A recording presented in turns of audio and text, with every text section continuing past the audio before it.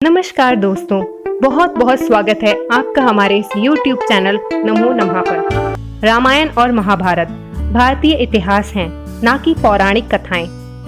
रामायण और महाभारत ये दोनों भारत के इतिहास हैं, इनको कहानी नहीं कहा जा सकता।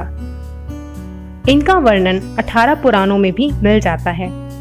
ऋषि वाल्मीकि और वेद व्यास जी ने कभी भी ये नहीं लिखा था कि वह कोई कहानी लिखने जा रहे हैं, क्योंकि काल्पनिक कहानियों में जियोग्राफिकल लोकेशन, एस्ट्रोनॉमिकल डाटा और क्रोनोलॉजिकल डाटा यानी कि भूगोलिक स्थिति, खगोलिक डेटा और कालानुक्रमिक डेटा आदि के बारे में विस्तार से बताने की आवश्यकता नहीं होती। प्राचीन भारतीयों में कभी भी कहानी लेखन की परंपरा नहीं थी, क्योंकि उनके वास्तविक जीवनों में नायकों की कमी नहीं थी, अर्थात उनकी रियल लाइफ में बहुत सारे रियल लाइफ हीरो हुआ करते थे और वह उन्हीं के बारे में लिखा करते थे। रामायण और महाभारत में कोई भी गलती नहीं है। कुछ पश्चिमी लेखक ने रामायण को सिर्फ इसीलिए विरोधाभास घोषित किया क्योंकि वाल्मीकि जी ने एक स्थान पर वानरों को बंदर और अन्य स्थान पर बंदरों की तरह दिखने वाला मानव लिखा था, परंतु इस तथ्य से कुछ विरोधाभासीय सिद्ध नहीं होता। जैसे कि मरकरी एक तत्व भी होता है और एक ग्रह भी। इसका एक द्वंद्व अर्थ है और इसीलिए इसका प्रतिवादक स्थिति पर निर्भर करता है। अब हम बात करते हैं कि क्यों आधुनिक विज्ञान रामायण और महाभारत पर विश्वास नहीं करता। क्यों आज के मॉडर्न साइंटिस्ट ये मानने से इनकार कर देते हैं कि रामायण एक इतिहास है, क्योंकि रामायण में कई सारे इस तरह के पशु पक्षियों के बारे में वर्णन किया गया है जो कि पहले मानवों से बात किया करते थे, और इसके अलावा कई सारे ऐसे मानवों के बारे में बताया जाता था जिनकी शक्तियाँ और जिनकी सिद्धियाँ आज के मानवों के लिए काल्पनिक हैं। और यह सब चीजें यह दर्शाती हैं कि जो प्राचीन के मानव थे वे अधिक उन्नत और सचेत थे।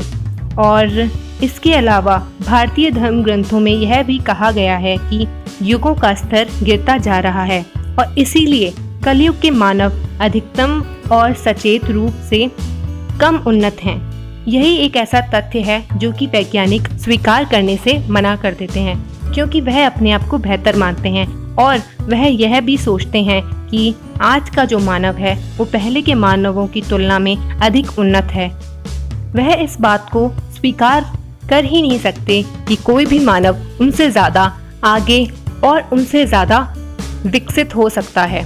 कई सारे वैज्ञानिकों के साथ यही समस्या होती है कि वह जो भी चीज उनकी साइंटिफिक थ्योरी में फिट नहीं होती उसको मानने से मना कर देते हैं, क्योंकि वह चीज उनकी समझ से बाहर होती है। 18वीं शताब्दी की शुरुआत में साइंटिस्टों का यह मानना था कि जो पूरा ब्रह्मांड है उसका केंद्र पृथ्वी है, परंतु आज काफी सारी रिसर्च और स्टडीज के बाद यह पता चला है कि जो ये पूरा ब्रह्मांड है उसका कोई भी केंद्र नहीं है, क्योंकि वो हमेशा विकसित होता रहता है, जिसका वर्णन हमारी कई सारी पौराणिक ग्रंथों में मिल जाता है। आमतौर पर कई लोग यह मानते हैं कि जो लोग धर्म पर विश्वास करते हैं वो एक अंधविश्वास का पालन कर रहे हैं, लेकिन कई वैज्ञानिक सिद्धांत भी ऐसे हैं जो पूरी तरह से बकवास हैं। सिद्धांत कई सदियों पहले माने जाते थे, आज झूठे सिद्ध हो चुके हैं। विज्ञान पर विश्वास करें, लेकिन इस तथ्य को भी समझें कि वैज्ञानिक पुस्तकों में जो कुछ भी लिखा है वह सब कुछ ही विज्ञान सिद्ध नहीं कर पाया है, जबकि पौराणिक पुस्तकों में लिखी गई कई सारी बातें सिद्ध हो चुकी हैं। जैसे कि राम सेतु जो कि वानर सेना ने बनाया था, उसका प्रमाण भी साइंस को सैटेलाइट की फुटेज द्वारा मिल चुका है। वैदिक संस्कृति दुनिया में हर जगह मौजूद है। वैदिक संस्कृति के साक्ष्य रूस, यूरोप और अमेरिका में भी पाए जाते हैं। हाल ही में भगवान विष्णु की एक 4000 साल पुरानी मूर्ति रशिया में खुदाई के दौरान मिली।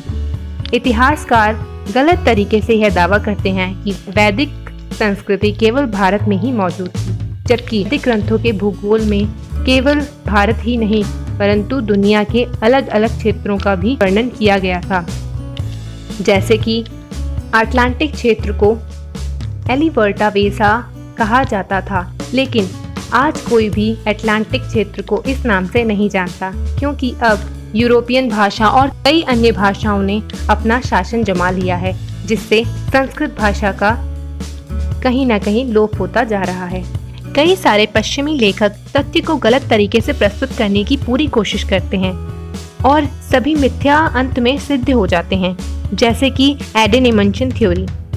परंतु सत्य तो यही है कि जो वैदिक संस्कृति है वो भारत की ही देन है और सिवाय भारत के ऐसा कोई भी देश नहीं है जिसका इतिहास हजारों ईसा पूर्व के पहले का हो। मैं आशा करती हूँ कि आपको हमारी आज की ये वीडियो पसंद आई होगी और अगर आपको हमारी ये वीडियो पसंद आई तो प्लीज़ हमारे चैनल को सब्सक्राइब कीजिए, हमारी वीडियो को लाइक कीजिए, शेयर कीजिए और कमेंट करके बताइए अगर आपके मन में कोई भी प्रश्न हो तो। धन्यवाद।